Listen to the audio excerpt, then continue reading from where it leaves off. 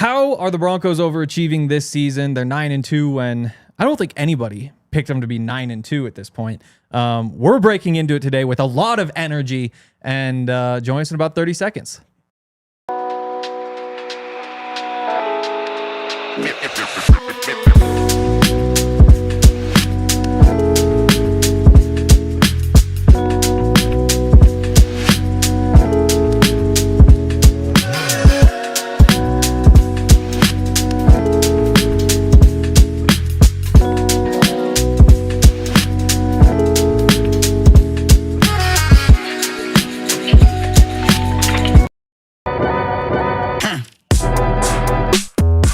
This is the DNVR Broncos Podcast presented by Bet365. Sign up for Bet365. Use the code DNVR365. You can make a $5 bet, get $150 in bonus bets.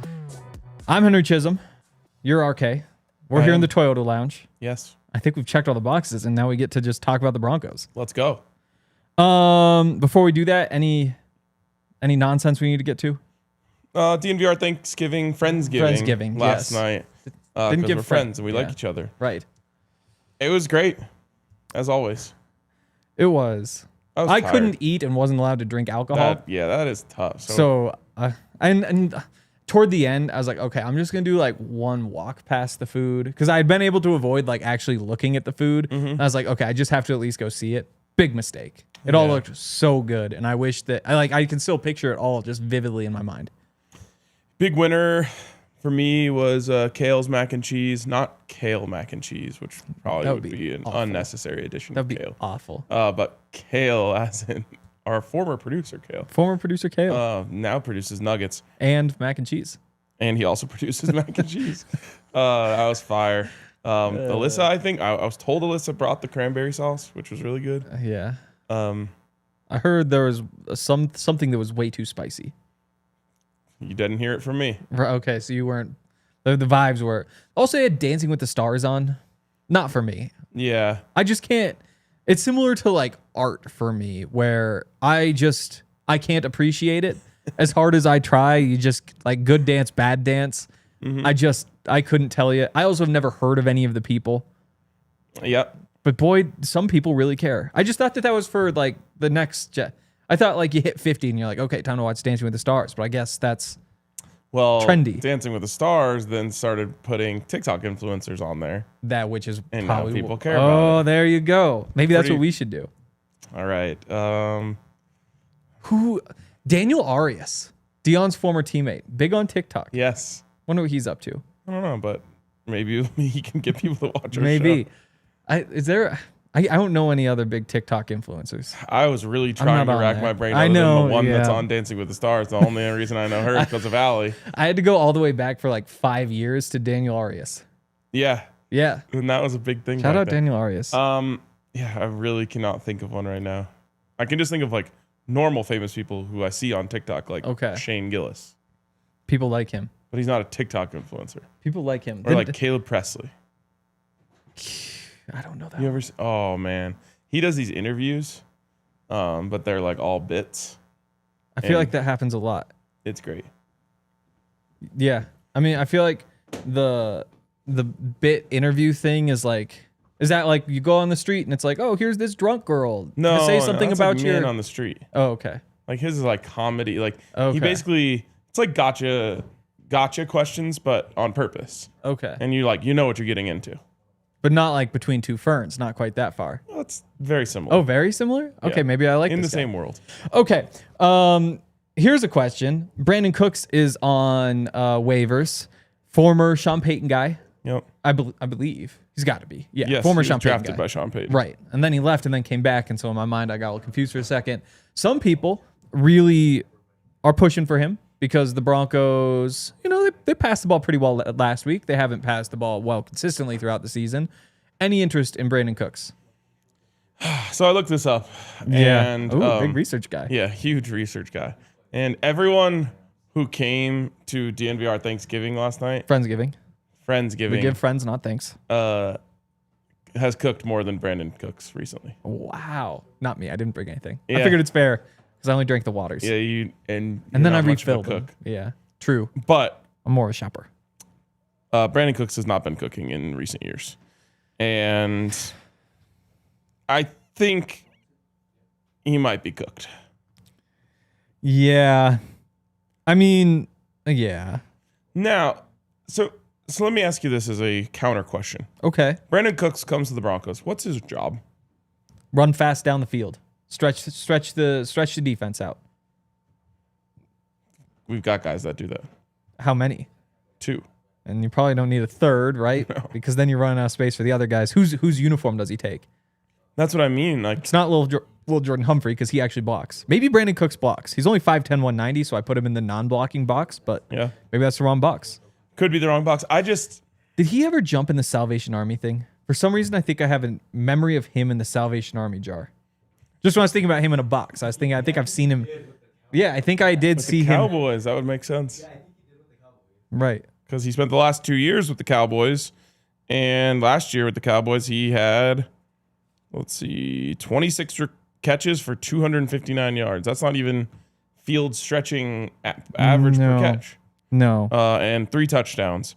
Before that, a better season. 54 catches for 657 yards and 8 touchdowns. And then another 600, almost 700 yard season with Houston. But last year, 259 yards. This year so far, he has 19 catches for 165 yards. Maybe he's really more in the intermediate. Yeah, I don't know how you start 9 games and have 259 receiving yards. Like, the math just doesn't you'd think just out of luck, be like, oh, they busted a coverage. Fancy separation charts that we can look at. Oh boy, I could find a separation chart. They're so flawed, but they are so much fun to look at. Yeah, we have a lot of information at our fingertips now that we just think because it's new information, it's good information. Right. And there are times where I just think man, good old catches and yards, great stats. Right. I think, first of all, stats in football are honestly kind of dumb. Oh. In terms of, I think you go even from obviously baseball is the king of stats. Mm-hmm. Basketball stats are pretty great. There's a lot you can learn from stats. They aren't perfect. They aren't like baseball stats. Are you talking advanced stats or regular stats? I would say regular stats, but you could probably, the better the stat is, the better the advanced stat is probably as well. I think football might be the best. Really? Yeah, because every play is quantified. I would say much more so in baseball. No. Yeah, yes. No. It's a pitch. Do you hit it? Do you not? I know, but in football, it's how many yards did you get?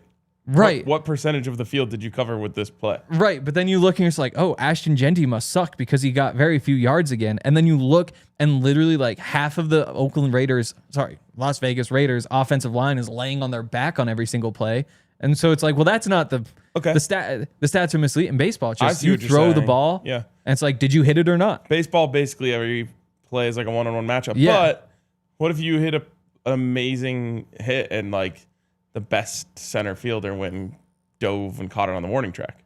The outliers in baseball. Just says you went 0 for 1. Yep. Outliers in baseball, much more rare than in football, though, where it's oh, this time the right guard just decided to suck. And so the quarterback had to throw the ball quickly or had to throw it away. Yeah. And now it's oh, there's an incompletion. I see what you're saying. But then basketball is probably next just because basketball, you have the shots, big enough sample size. It's shots go in, shots they don't. It's still not perfect because the defense isn't really, it's tough to quantify. But football stats, I could just throw them away. CJ Stroud. You end up with Dancing with the Stars where just judges determine who is the best. Well, no, the score does.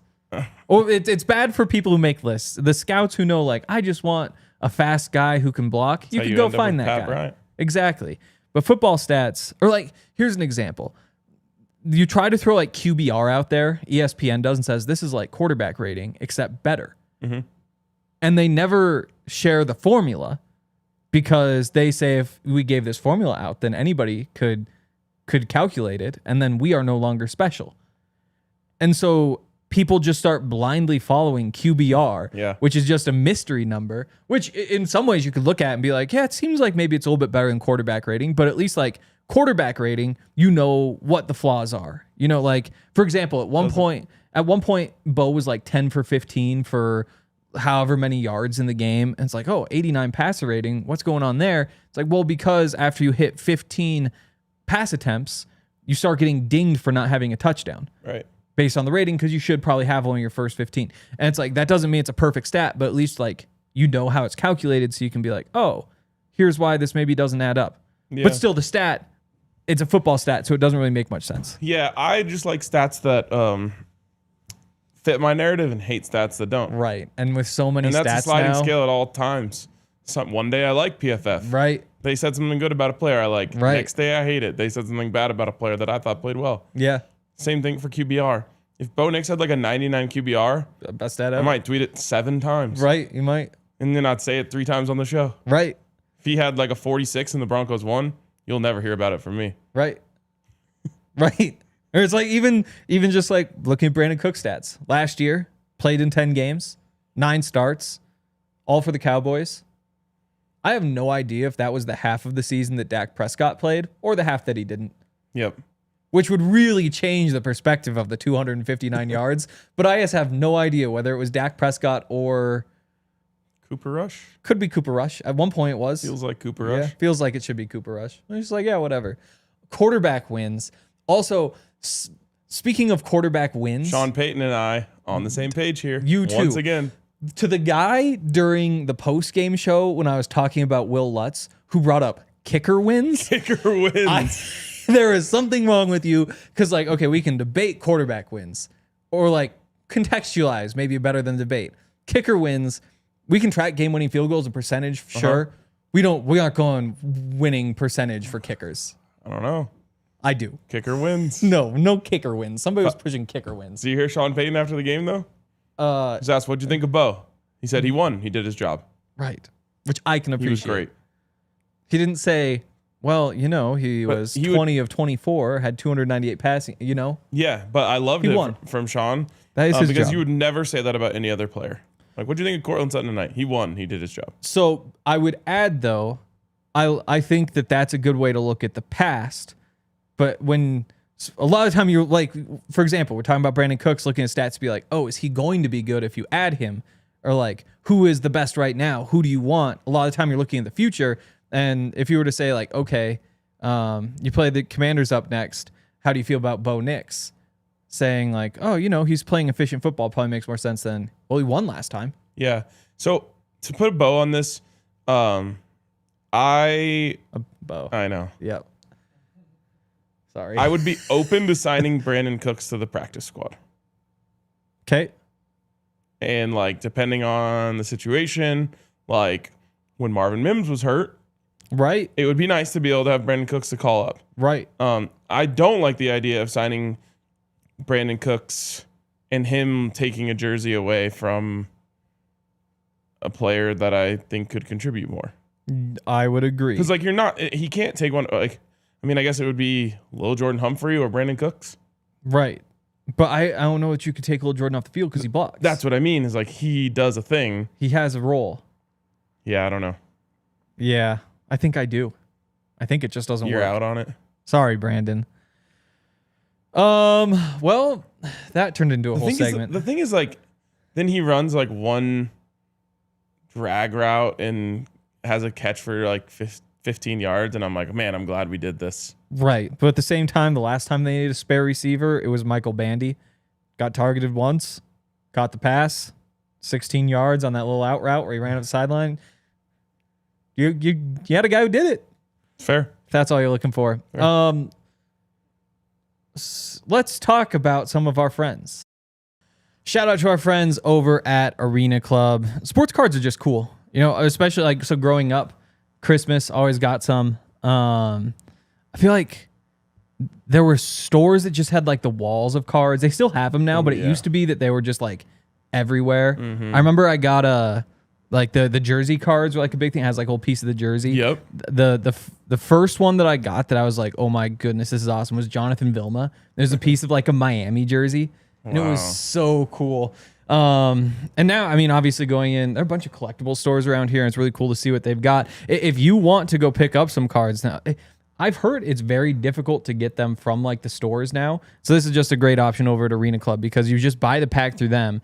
It immediately, you just get to rip the pack right there, see what you've got, and then they'll send you the cards. Or if it's a card that you're not all that interested in for some reason, they'll give you an offer right there. So you can just take the cash instead. You can sell it on the market through them if you don't just want their immediate cash offer. It's a really cool thing. You get all of like the thrill of getting to open the pack. You get to see the cool cards, all that sort of stuff. But without the hassle, it's just right there. You can just buy it on your computer, your phone, whatever you may be. And right now, you can get 20% off your first slab pack or card purchase by going to arenaclub.com/DNVR. Use the code DNVR. Also, shout out to our friends over at Dick's Sporting Goods.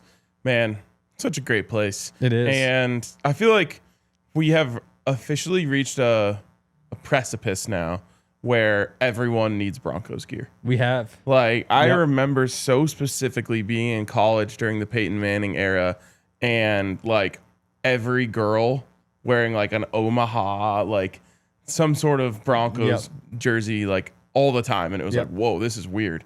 We're at that point now. I love like Dick's. Broncos fever is about to take over Denver, and you got to go to Dick's Sporting Goods to get yourself some new Broncos gear, or heck, you want some new DNVR gear? Yeah, you can also get that, or you might even be able to get DNVR Broncos gear. Wow, a little crossover. Shoes from Dick's, socks from Dick's, pants actually from Benny. As crazy as that sounds. Sweatshirt from Dick's. It's all Dick's. Yeah, it's all from Dick's Sporting Goods. So get your gear fast with free curbside pickup at your nearest store or easy shipping from Dicks.com. Because every season starts at Dick's. Back into the DNVR Broncos podcast presented by Bet365.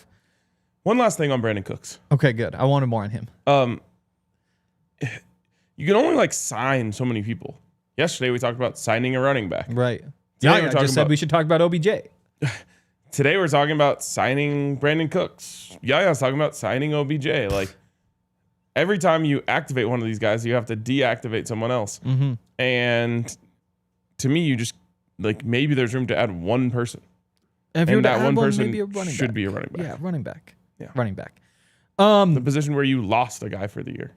All right. We've kind of skipped the headline a little bit to this point. But it was good Brandin Cooks talk. It was. And everything else we talked about. Potentially the last time we ever talk about Brandin Cooks. No. No, you think we do it again? Yep. Okay, we'll do it again. Good for Brandon. Could come up as soon as tomorrow. Broncos are 9-2. I don't even think Zach thought the Broncos would be 9-2. And that is saying something. That is. How did they wind up at this point versus where we thought they'd be? Like, I don't know exactly what my prediction was, but I probably would have been torn between like 7-4, 6-5. They're 9-2. They are 9-2. And the way they got here is very multifaceted. But I've got two main reasons for you. One, the defense got better. How? Talanoa Hufanga. That was what I came down to as well. Yeah. Talanoa Hufanga was a big time addition to this defense. Yep. And everyone wants him to hit the jugs machine and, you know, catch more interceptions. Mm-hmm. But all of those passes are hitting his hands and then the ground. Yeah. Those are good too. Those are good too. But I had that same thought. I went to like, what is different about this defense? I think the sack pace is a little bit better this year. Crazy. Because I remember plenty of times saying, okay, what you did there are very few teams that lead the league in sacks back-to-back years. Like, I think it's been about a decade. I can't remember who was the last team to do it back-to-back years, just because there's like some randomness in there. Mm-hmm. And there were signs that the Broncos could keep it up because they had 10 more sacks than the second most team. There were very few reasons to think that they would be where they are now, which is 15 sacks in front of anybody else in the NFL. Yeah. Which is crazy to think about because, like, Myles Garrett leads the NFL with 15 sacks. You plug Myles Garrett onto the second best team, and congrats, now you're tied. Wow. In addition to not losing anyone, which wouldn't even work. Right, you're not even taking guys off the field. Taking away someone's just sacks. Bonus Myles Garrett. Yeah. Additional Myles Garrett, and now you're tied with the Broncos. Yeah. It's crazy. And can we just take a moment to talk about the fact that like a lot of people attributed the Broncos sack stats last year to flukiness? Yeah. Like people are like, oh, well, all of the games they won were blowouts. So True. It was easy for them to get all those sacks in those games. Yep. There was a lot of conversation about whether or not Nick Bonito was a one-hit wonder this offseason. Yes. Should you pay him? Should you not? Yes. All of that stuff has just been completely squashed. Totally. So that's part of why we're here too. Like consistency from the pass rush. They're actually that good. In fact, they're even better. But it's tough to go through because like Nick Bonito's still Nick Bonito. Jonathan Cooper's still Jonathan Cooper. Zach Allen, JFM. You're still getting like the Jonah rotation Ellis of got a little better. Yeah, maybe he got a little better, but it's tough to look at that group and say like, here is why you are now better than you were last year. Mm-hmm. The corners, you have the same 3 starters. Yeah. Pat probably isn't playing as well as he did last year. That's not to say like he's not playing well. He's still the best corner in the NFL, but last year's DPOY. He was incredible. You also haven't had him for a couple games. Riley on the other side is being called for a crazy number of penalties. So I wouldn't say that he's playing like markedly better than last year. Mm-hmm. You could really get in the weeds. We'd say probably about the same. Jaquan probably playing about the same. I think after it would have been a lot easier to say that last week than it is this week after he had his best game of the season. Maybe ever. Maybe ever. Potentially ever. At least off the top of my mind. He's had some good ones. Exactly. Because he had like whatever, the most TFLs of any cornerback one year. Yeah. And so like there might have been one where he stacked some of those. But he's basically doing the same things he's always done. Yes. He's solid in coverage, above average, maybe even good in coverage, and then he just creates havoc off the edge and you can't throw screens to his side. There aren't a lot of places where there are changes. It's kind of just Ufunga, and it's getting Alex Singleton back in place of Cody Barton. Those are the 2 only changes that you've had this year. Yeah, it's pretty crazy. I mean, Brandon Jones just like quietly goes out there and plays really well every week. Right. Which is what he's always done. Someone in the comments said they would argue that Jonathan Cooper's been better this year. I think that's true. Like, if you remember, you in training camp were like, whoa, Jonathan Cooper's like really good all of a sudden. Totally. Or not all of a sudden, but you were making the case that he was the best, or was it Zach? I can't remember. One of you or Zach were making the case that he was the best Bronco at training camp. He has probably gotten better. I think so. Even just by like the raw numbers, which I am now using after spending the first 15 minutes saying I don't really care about him. He is on pace. Context is good. He is on pace for 11.5 sacks, whereas last year he had 10.5 sacks. I thought the gap would be a little bigger. I did too. So yeah, I mean, you have to give a lot of credit to Talanoa Hufanga. And what did I say? Alex. And Alex. And I know people don't. The Alex debate is a big thing.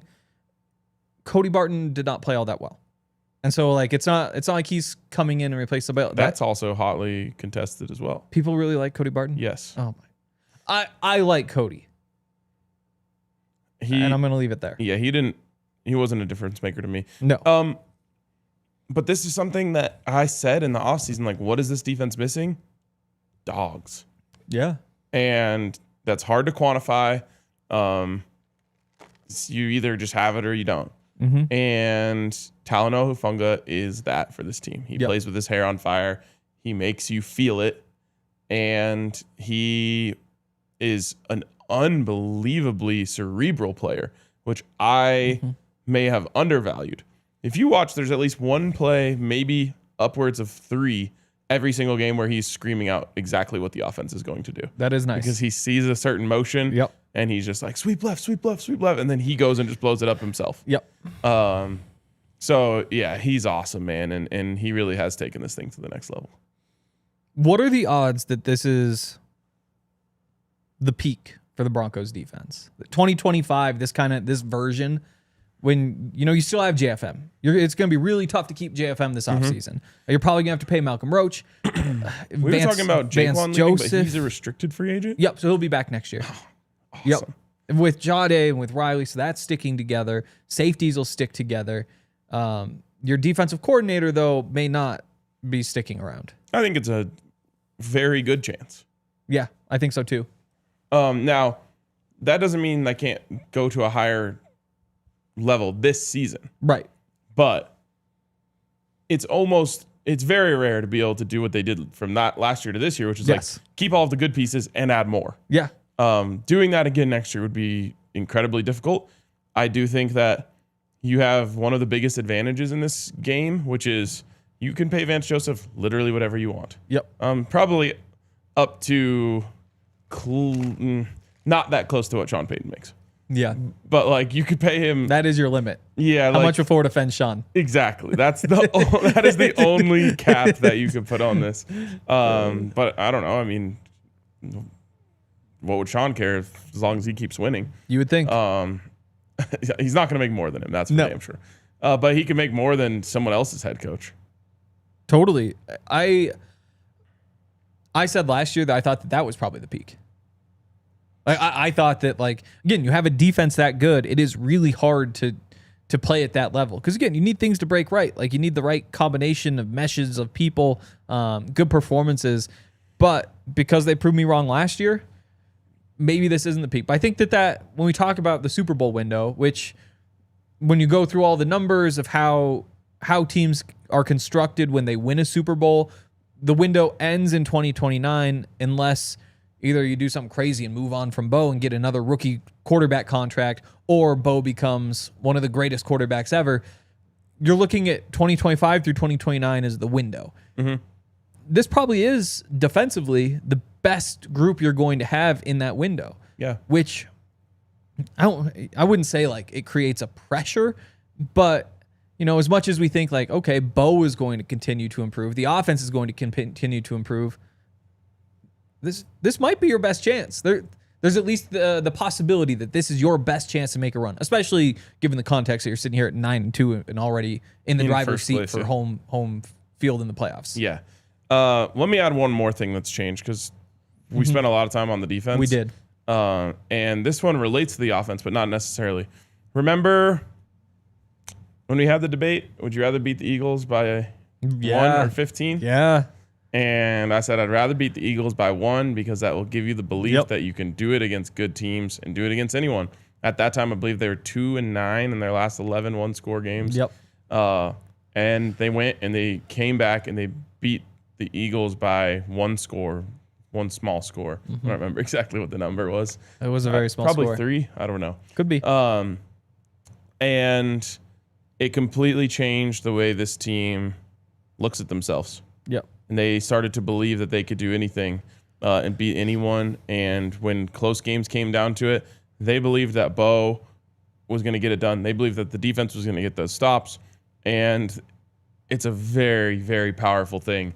And that momentum has only built and built and built and built coming into last week, which now it's got to be at its absolute peak.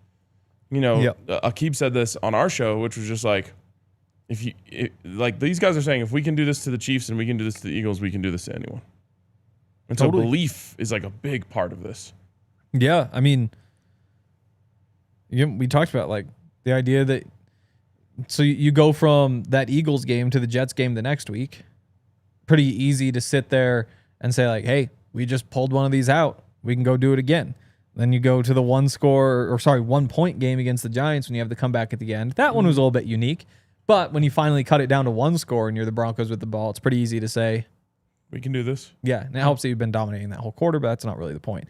And it's just been over and over and over again since that point. Again, it's always it's why you are what your record says you are, because it's always easy to go back and say, well, the Broncos are 7-2 in 1-score games. Are they really a 9-2 team? It's like, well, yes, they are, because you're sitting there in first place. You have total control over all sorts of different things. You just need to win, 4 of your last 6, and you're going to be sitting really pretty going into the playoffs.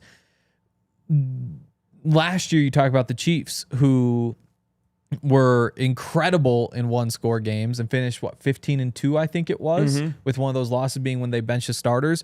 By like the Pythagorean wins, they should have been like a 10-win team. But it doesn't really matter like whether they're fluky wins. All that matters is whether you're playing home games in the playoffs, which gives you a really good chance to win. Facts. We've got a lot more to talk about. Real quick though, Ryan, how about you tell us something about our friends?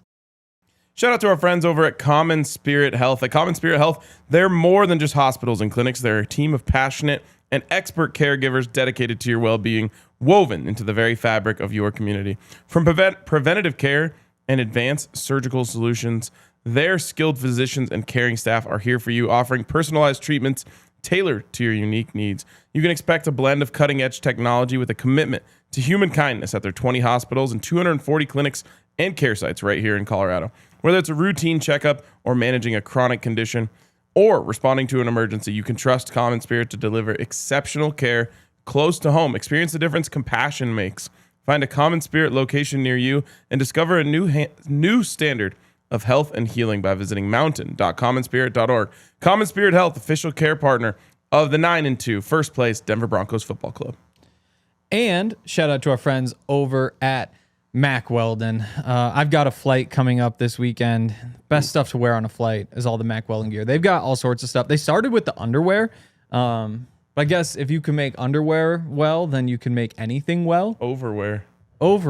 You don't hear that word as much as you probably should. We hear outerwear. You do hear outerwear. I'm actually looking for some outerwear. Go underwear, overwear, outerwear. That's what the 3 layers should be called. Right. And if you're looking for any of that, go to Mack Weldon. Because the same things that make a good pair of underwear, breathability, all that sort of stuff, they've been able to incorporate that into everything that they have.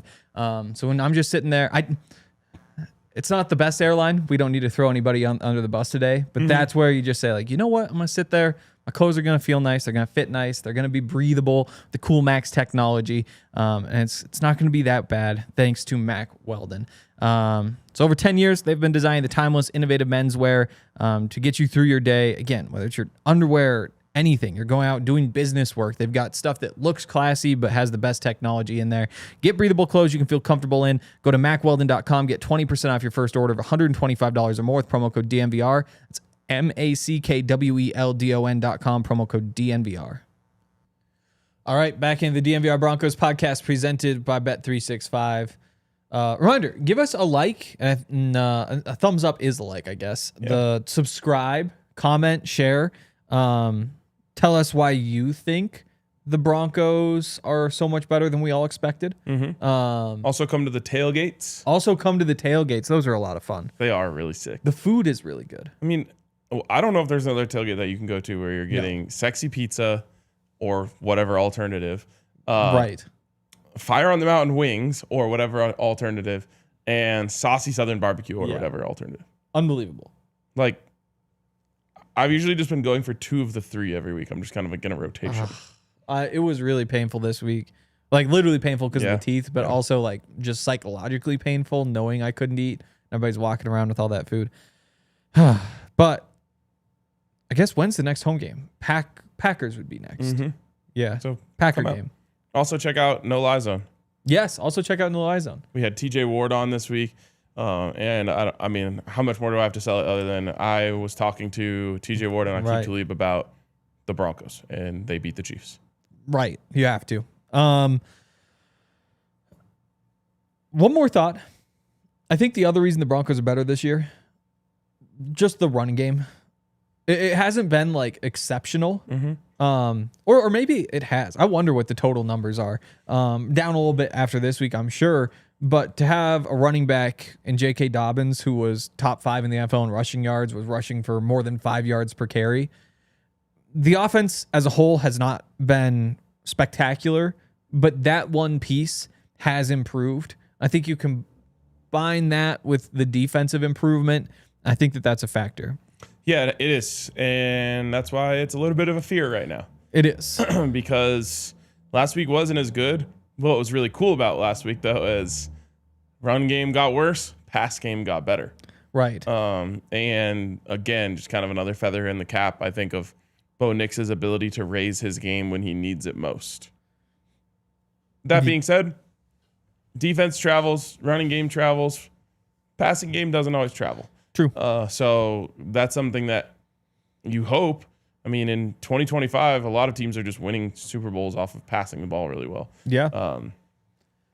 But you got to take your quarterback's gonna have to take his game to a very serious level to carry you to a Super Bowl if you're not gonna be able to run the ball successfully. Totally. As of now, Broncos 11th in rush yards per game, 11th in rush yards per carry. So down a tick from what they were before, but if they get that figured out, it should be good to go. I want to transition now into like particular players. And I know Ufungo is kind of the answer for the defense, but who among the Broncos, let's just start with guys who are on the team before this year, have really stepped up and they themselves have played better. Yeah. In terms of like pleasant surprises, I would say Palcho. Yep. Has been a very pleasant surprise. And it's not that we didn't know that he was good before, but when you get asked to be a starter and you go out there and play and people aren't talking about you in a negative way each week, it means you're doing a really good job. Yep.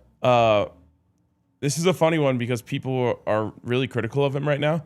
But I think people forget who Troy Franklin was last year. Yes. Troy Franklin has absolutely taken his game to another level. And just because there's additional levels available to him does not mean that he hasn't been a very pleasant surprise. This guy is a very legitimate downfield threat on every play. Yeah, I think it's an interesting one. Because like if you were to tell me that Troy Franklin's going to be on pace for 800 yards at this point in the season, you'd say, took the big step we were all hoping for. Broncos found a second starting receiver. But when you watch him play, there are just a bunch of plays out there that you know there's more in the tank. I mean, he probably should be on pace for a 1,000-yard season. Well, but he also could be on pace for a 1,000-yard season if Bo hit him. True. Consistently. True. And so it's the trials and tribulations of young players. Yes. And Troy Franklin is the youngest player on the Broncos. Yep. So allow him to continue to grow because the growth from last year to this year has been fantastic. What could the growth look like from this year to the end of this year or from this year to next year? I'm really excited about Troy, and he's been a very pleasant surprise for me this year. You know who he reminds me of? By the way, leads the team in receiving touchdowns as well. Yeah. And targets. And potentially catches? Cortland's got to be in front in catches and yards still. He's not. Really? Yes. Troy passed him by 1 this week. Yikes. So he now leads the team in catches, targets, and touchdowns. Wow. Cortland still has him in yards. Again, like if you just took that stat in a vacuum and told that to me in August, I guess in August I was saying he looks incredible in camp every day. But that's why you would have thought like, oh my God. Right. He became like Deshaun Jackson. He did it. But then you throw in all the stuff where it's like, we just want a little more from the passing game as a whole. I am reminded a little bit of Gabe Davis, who again has had an arc in his career. But in that second year of his, that's when he was dominant in the playoffs. Put up was 121 per game with 2.5 touchdowns in the playoffs, and just kind of like built. And then you saw the speed unlock and the chemistry unlock. I think that if the Broncos make a run for a Super Bowl, it's going to take some offensive player doing something that you look back on and say like, oh my goodness, like maybe it's Court who's going for 100 yards a game. Yeah. Maybe it's Jaleel who's figuring things out, running for 100 yards per game. But I think that this is a team that, yes, the sum of the parts is nice. It just isn't quite to the level where you're going to be productive enough to actually make that run. You're going to need a couple of big games from somebody to spark things. Maybe it's RJ Harvey. Maybe it's Evan Ingram. But I think Pat Bryant. Maybe it's Pat Bryant. I think to me, though, Troy is still the top of that list of guys where it's like, oh, you hit one bomb in the divisional round after a bye. That could totally change a game. You get him going underneath and he breaks a long run in the conference championship, and then you're in the Super Bowl and he makes like that might be the one guy who could step up one more time and be the reason that good things happen.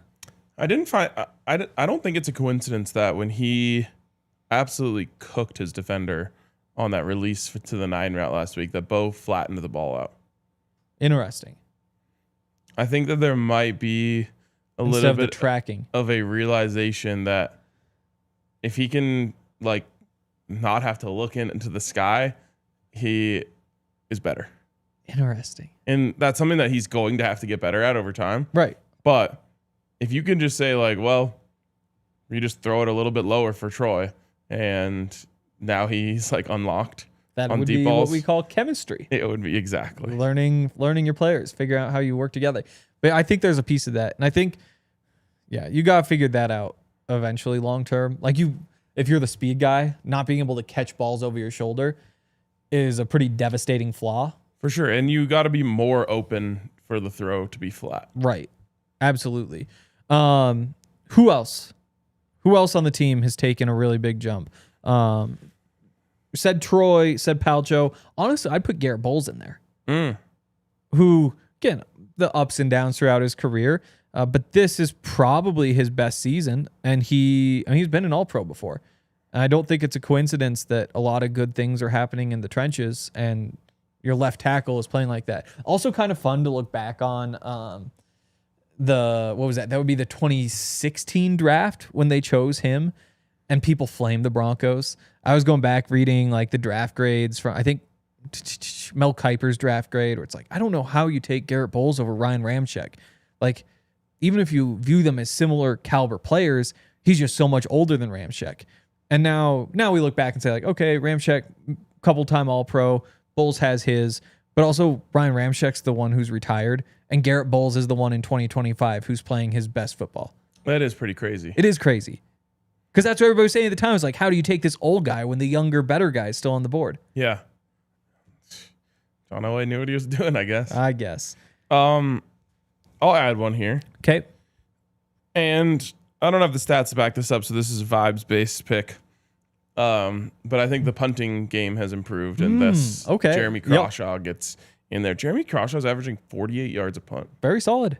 Yeah, that's really good. If you took the game where he had like the 3 30-yarders out of there, he'd be way up there. Totally. His net punting average is 42 yards. Okay. Which... No returns. Exactly. So, well, I mean, an average of 6 yards a return. Yeah. It's pretty great. He's been impressive, and he's actually had some like clutch punts. Totally. Some legitimately clutch punts where it's just like, we got to flip the field here, and he hits a 76-yard bomb. Right. I'm really struggling on defense. Like, I'm trying to put my mindset into like, what did we think about Justin Sternad early last season? You're right. Because late last season, we were saying like, hey, this guy looks like a starting linebacker. But I don't know that it was as definitive as it is right now, where you say Justin Sternad certainly is a starting NFL linebacker. Like there are not 64 linebackers better than him. There might not be 32 linebackers better than him. Yeah, he's been really good. Right. And I'm trying to remember like those first 2 games last year, or like if you just took last year on the average, how much better is Justin? He's certainly better. But that's another one where you just you pulled a starter out of nowhere. Yeah. Chris Abrams-Drain. Right. Who also like represented himself well when he played last year. He did. Had the pick. But I mean, no drop off. I shouldn't say that. No, his name hasn't been mentioned once. No. In a negative way since he started coming in. Mm-mm. It's insane. Like, I was talking to a Chiefs fan yesterday. Unfortunately, I do know a couple of them. Nice. And we were talking about the game, and I was like, I really thought that this would have been the game where the PS2 injury would have showed up. And it was like, they're going to do anything they can to get this matchup of a wide receiver on Cat or whatever and go attack him. And it's just like, did not happen. Yeah. He even had that it wasn't technically a PBU, but he dove and like essentially made like an impossible angle for a throw at one point. It was just, he's been incredible. Right. Yeah. I think tomorrow we're going to get more of a chance to like look big picture into the future and where does everything kind of stand. But that cornerback situation is crazy right now. Because like Chris Abrams-Drain belongs as a starter. Riley Moss, starter. Jaquan, starter. Pat, starter. First round pick is Jahdae Barron. Yeah. So there's 5 right there. And again, technically, I guess you don't have Jaquan on a contract for next year. You can bring him back for about $2 million though. And they're going to do that. Yep. Do you do something crazy this offseason and make a like You're gonna eventually talk yourself into this. We are not trading Pat, but see, that's what I do though. Is I say, okay, obviously not trading Pat. Riley's the number 2. You don't trade one of your starters, one of the guys who's like at the very top. You don't trade Jaquan because he's an insane nickel. You don't trade Chris because his value is only going to go up and he's under contract for so long anyway. Jade, same thing. You don't sell him for a second or third round pick after you spend a first on him. And so do you just roll it back again with an incredible secondary and then I think you do. Riley, we'll dig in more tomorrow. But you have too many guys. I know. The nice part about the edge rushers is you kind of have too many guys, but there's 5 of them, and they're all under contract for 3 more years. And they rotate. Right. And so you have the rotations. There's no real rush to make a move. They can all just be really good for 3 more seasons. Did you see the clip? I haven't seen the whole interview yet, but VJ with Peter Schrager. And he's talking about how like Benito had a sack, and then he like goes to the sideline. He's talking to John Ellis. He's like, "Okay, next time I'm going to set you up for the sack." And Vance was like, "No, you just keep getting the sacks. Just go get sacks. Everybody go get sacks." That's so good. Real quick, wait. One of these days, I'm going to just start throwing trades for PS2 at you, just to piss everyone off. I am of the belief that every single player is always available. There is a price for anything. Like you tell me like, I really like having both hands. You say you want to cut one off. There's gotta be a number. There's gotta be something where I say like, okay, I'll give that up. We don't need to find it right now, but that just, I was an econ major. There's a number for everything. At some point you say like, hey, we'll give you, I don't know. But at some point you have to say yes. Yep. Exactly. Like if you could be set up like the Oklahoma City Thunder where you just have like a champion with 5 first-round picks every year, how could you turn that down? This is funny. I'm not going to do it. I am going to do it after the show because you guys clearly can't handle it. No, it's already causing a meltdown. Wow. Right. It's like if it's even Mahomes, the thought it has everyone upset. So we're just going to skip. What if there is an offer if you're the Chiefs that you have to accept from Mahomes? We'll trade you every first-round pick. We'll trade you everybody on the team. We'll trade you. You're saying like another team. Right. Yeah. Take how much we love Pat. But I still would not trade Pat. Oh boy. Everybody's getting angry. Oh, he's leaving. Goodbye, Paul / Night Dragon. Okay. 69. Yeah, we've got more important things to talk about, and we're going to do that in a second. Want to give a shout out to our friends over at Monarch. Monarch is good. We talked yesterday about how, you'd think Monarch King, but actually the Monarch Butterfly, which you can see in the logo, honestly, maybe even better. Mm-hmm. Yeah. Not really butterfly season, but it is always Monarch season in terms of the budgeting. Sorry, we don't need to go into migration. It's a big budgeting time of year. It really is. All of a sudden, you just have this new cost of buying presents for like a bunch of people. For example, like Montana wins on Saturday. They're home all the way through the playoffs. And then national championship is in Nashville the day after the Broncos season ends, that Monday. So I'll try and decide, like, do I book the flights now because they're going to get more expensive? The tickets to the game are like $200 now. Do I buy those now and then figure it out? And so I've been struggling with all that sort of stuff. Monarch makes it easy. They can let you know whether it's better to, because it's a bit of a gamble, right? Like you gamble on like if they actually make it, then you're going to be paying more, or you pay now. But if they don't, you could use Monarch to budget and save more money so that you have a nice little nest egg. Yes, Monarch is the best. It's more than just budgeting. You can track all your finances, whether credit cards, whether it's investment accounts, retirement accounts, all those sorts of things. It's the best budgeting app 2025 by the Wall Street Journal. Just an incredible app. So don't let financial opportunities slip through the cracks. Use code DNVR at monarch.com in your browser for half off your first year. That's 50% off your first year at monarch.com with code DNVR. This one's going to be tough for Hank. It's Taco Bell. Right. Yep. It's Taco Bell. I eat my liquids. And Taco Bell has the new Cantina chicken menu. I don't know if you've had this, but when you hear what goes into making the Cantina chicken and then you try it, you're like, wow, there's a lot of TLC in this Cantina chicken because it's like slow roasted, seasoned with spices, including garlic, onions, variety of chilies. And they've got all sorts of premium ingredients on the menu, like purple cabbage, white corn tortilla shells that are freshly fried, and pico de gallo. You got to understand though, like, I don't know how to explain it, but it's just like restaurant chicken. Yeah, exactly. Like you have it and you're like, wow, this was like very expertly cooked. Right. And if you don't believe me, just go check it out over at Taco Bell. Try this shredded chicken on a crispy white corn tortilla with cheese inside and out. So good. Go over and get yourself some of the Cantina chicken menu from our friends over at Taco Bell. And don't forget to add on a $7 Buffs box, the best deal in food. Shout out to Taco Bell. All right. Pat Surtain. We're moving on from that because Lamar Jackson. we can't. Kyle Hamilton. We can't have conversations without everyone. No. Which we weren't even having a conversation. No, we were having a conversation about having a conversation. Right. And the decision of the conversation about having the conversation was we're not having that conversation. Yes. But I stand by, as an econ major, there's a price for everything. Which is why I thought it'd be funny to mess with your brain in that way. Right. And you did while we were talking. Other people just didn't think it was funny. No, they did not. Anybody else who you feel like is a big step up? Because I feel like there's got to be somebody who we're missing here. But I'm running through the roster, and I just can't think of who that would be. Can I say Vance Joseph has stepped up? He certainly hasn't stepped down. No, he's stepped up. I think he has stepped up. He's really found a rhythm this year. And we talk about offensive play calling all the time.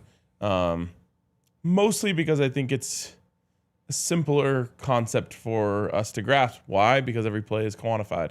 And so low yards, bad play call. High yards, good play call. Right. Defense, we don't really look at it that way. We mostly just like blame the players. True.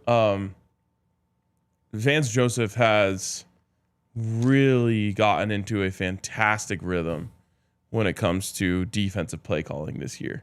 And it's a sight to behold. It's one of my favorite parts of rewatching is like, wow, what did they dial up here? Because when you're in the game, at least for me, like I just get fired up and riled up and I'm just like, whoa, like we made the play. And then you go back and you're like, oh my God, this was such great design. And it was exactly like he was one step ahead of the offense. There was a third down. God, I wish I could remember when it was in the game. But there's a third down where it's 3rd and 2. Chiefs come out under center. They want to go play action, and they're just expecting the flat to be wide open. And Mahomes hits his back foot. He looks to the flat. Boom, covered. He looks, there's like an over route coming, covered. He looks up, boom, he's sacked. And it's just like, man, Vance was one step ahead of them. And he's like, okay, if they go play action, they're probably going to want to get to the flat, which is something that Mahomes loves to do in 3rd and short. And they covered it.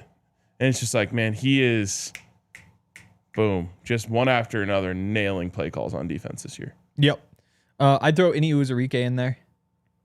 He's turned into, again, that is a starting NFL defensive lineman who is currently like your number 5 in the rotation, which is a pretty cool place to be. That's another one of those guys, more of a depth guy. Yeah, I think my list is done. It'd be really fun if when Drew Sanders comes back, we get to say Drew Sanders is one. He shouldn't play. Shouldn't play. Third downs, there's a role. Again, like when your job is either like rush the quarterback in the A gap or, take the running back out into the flat. Better than Greenlaw or Singleton. Fine. Yep. Maybe a hot take, but I'm going to stand by that, and we'll see if it comes to fruition. Anybody you need to see play better. It's been a lot of guys who took a step up, but as we finish things off, I don't like finishing on a low point. We're going to come up with one more thing at the very end. Okay. There's one big one to me. One big one that... Yeah, it's Bo Nix. Oh, that's another big one. Yeah. It's the biggest one. Yeah, we hope for more. And I think it's fair that he wasn't brought up in the conversation of players who have really taken their game to another level this year. It's been up and down. Mm-hmm. There's been moments. I mean, last week, on the whole, might be his most important performance ever as a Denver Bronco. He deserves a lot of credit for that. Totally. But he also did that against the Chiefs last year. Yep. And led them into a 35-yard field goal for the win. They just didn't capitalize on it. If Bo plays like he played in that game the rest of the season, the Broncos might win the Super Bowl. So when I say who do I need to see more from, yes, it's Bo Nix. And I've been saying that for weeks now. Like if he takes one more step in his development this year, The Broncos are a whole different team in terms of who you have to deal with when you face them. So that's the big one. Yeah. That is an interesting one. That might be where the bar is for like the door to be open. Yeah, so completed 65% of his passes. It's not like an exceptional number. It's important to note, though, 65% at pretty high volume. It's like you're asking him to do a lot, and he's doing it at that rate. Putting up eight yards per attempt is a good number. Mm-hmm. That might actually be right. That might be the bar, especially considering you're doing it against a solid defense. Well, and you could see why he played better against the Chiefs. Right. His footwork was exponentially better than it was in the 2 weeks prior to that game. Mm-hmm. And that was really nice to see because, it was Raiders. Who was before the Raiders? Before the Raiders was the Texans. Texans. That's right. So those 2 games were down weeks after he had an up week against the Cowboys. And just the way that he was able to calm his feet. Yep. Made him able to make some really big throws. Again, that could be the one step. Footwork improves. Boom. Broncos, very real Super Bowl contenders. Totally. I'll throw Evan Ingram out there.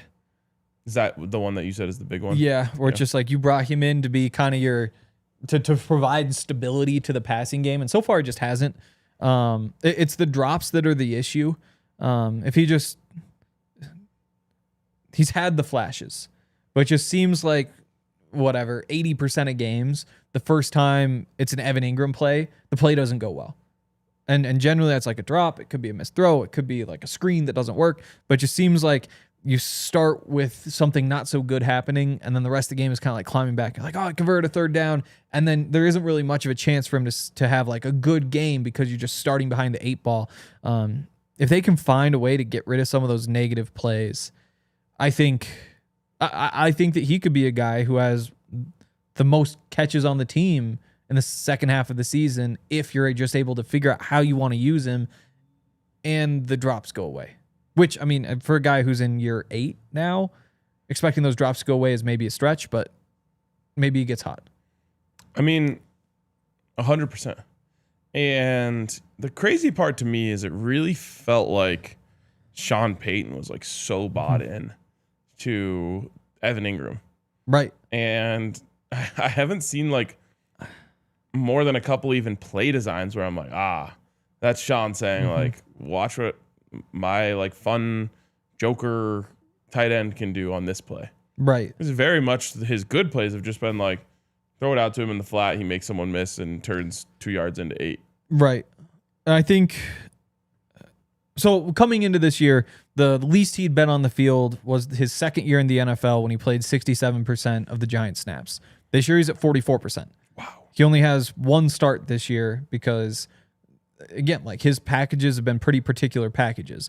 So you got to find a way to get more out of him because 33 yards this week, 12 yards a week before, nothing the week before that. At least in the few weeks before that, you were consistently getting something out of him. Got to get back to that and hopefully step up. And, of course, the running backs. He is third on the team in yards and targets and catches. Interesting. Doesn't feel that way. No. But he is by a pretty considerable margin in terms of targets. He's had 50 targets on the year. Yeah. The next closest to him is Marvin Mims at 32. Again, just the... I would have actually thought R.J. Harvey's tied with 32 as well. That probably does it. Defensively, everybody's playing well. I can't pull up Broncos drops quickly enough. Pat Bryant being 5th on the team in targets does not add up with the production that he's had on those targets. I would agree. Evan Ingram 5 drops. Second most is Sutton, tied with Bidet with 4. Interesting. Pat Bryant, we looked at as like a possession type of receiver. He's leading the team in yards per catch. Catches on the run. Yeah. Hey, gonna go to overtime real quick and hit some super chats before we get out of here. Let's see what our first super chat is. Come from Rusty Cleveland. Can someone explain more why we think we can't re-sign JFM? It's just allocation of resources more than anything. I think you're sitting like 11th or so, middle of the pack in some way in cap space next year. So you're going to have some flexibility. That's a guy who's going to cost at least $15 million a year, I would imagine. And that's just a lot of money when you have, I think right now you have the 4th most expensive defense in the NFL. You have DJ Jones signed up. You have Zach Allen signed up. Obviously Cooper and Benito on the edges. I think that the investment could be worth it because you just keep this awesome group together. Savion Jones certainly hasn't stepped up and made it an obvious decision. But if you do decide to bring him back, you probably don't have any huge offseason additions. Maybe there's room for one more guy you add in the offseason. But we'll see. So, I mean, you look at like the offensive side of the ball is where right you would be looking to add. You would think. But even then, it's like it's really going to come down to how those guys that we've talked about play the rest of the season. Like if Troy Franklin levels up, then maybe you don't need to add a wide receiver. Right. You could potentially, if you want to go a different direction at tight end, potentially add in the draft. Right. So the way that like the roster is currently constructed and where the young talent is makes me think. I mean, Pat Bryant, like. There actually is a world. I think it's more likely now than it was before the season that the Broncos could re-sign JFM. Yeah, it's just interesting. Maybe in that case you let Malcolm Roach walk. It's tough because you have Jones, Allen, JFM, Uwazurike is under contract, so he'll be around, and then Malcolm, if you bring him back, there's your 5, and there's really no room. Like you don't see Savion Jones in the rotation in that case. Yeah. There's no room for other guys to step up, which in some ways is nice. You don't have to draft a defensive lineman, but also means you can't really because you can't fit him on the roster. There's no room for a UDFA if he pops to make the team. You limit your ability to find upside. Yeah, but maybe that's just already at the top of the upside scale. Right. Next one from Ryan Nemick. Love how all the young players are all stepping up and our vets are locked in, helping them out. Love this team. Shout out DNVR. And he says that I spelled his name right, which I appreciate. Classic Connecticut name. It's awesome they're stepping up. I think that might be the key for the rest of the season is you've gotten a lot of guys. If the rookie class takes a step in the next 7 weeks, then you're going to be in a really good spot. I mean, that's what the Eagles did last year. At this point last year, I don't think like Quinyon Mitchell was starting. I don't think he was yet. It was still Slay and Bradbury, right? That's possible for sure. Yeah. I don't know that. And then they just had Quinyon and Cooper DeJean behind them, which is crazy. Right. Blake Edwards, $5. If you're scared, go to church. A message for all the non-believers out there. Coldest line he's ever dropped. Where did that one start? I've heard it. It was talking about like going up against the Chiefs and if you want to be the best, you got to beat the best. But it was funny. Oh, you're asking where did it originate? No. But he used it that. So then Ice Cube. Did Ice Cube start it? Yeah. The thing is, it was an Ice Cube song. It was kind of a cold line from Bo, but he didn't want to. I think he didn't want to fully commit to it because he goes to church scared or not. True. So he goes. Some people would say, if you're scared, go to church. And that was his way of saying, I wouldn't say that because I'll go to church either way. Who would have thought that Bo Nix would quote Ice Cube? I wouldn't put it. Really? Yeah. Drew Lock, I wouldn't put it past. Yeah. Bo. See, now people are mad at you again. Henry was comparing Bo Nix to Drew Lock. Oh, that's what they do. Neutrino Waves. Our offensive line is elite. What do y'all think? Yes, absolutely. I think it might be the best in the NFL. Interesting now that the Eagles are healthy. Do they just like pop back up to what they kind of were last year? Yeah. I think this A.J. Brown thing is going to undo them. Interesting. They seem like they're so close to being undone. They do. But somehow they're 8-3, 7-3, something like that. I just think you can only... Lane Johnson is still hurt. Oh, yeah. Lane Johnson got hurt last week. Oh. And they think it's 4 to 6 weeks. Yikes. Surgery's still not ruled out. Okay. I think that's going to do it for today. Oh, Alex says he loves me. We'll end on that note. Nice. We'll be back tomorrow with talking about this state of the Broncos. Big picture. Looking forward. Should be a lot of fun. We'll see you guys then. We all silly like the mayor.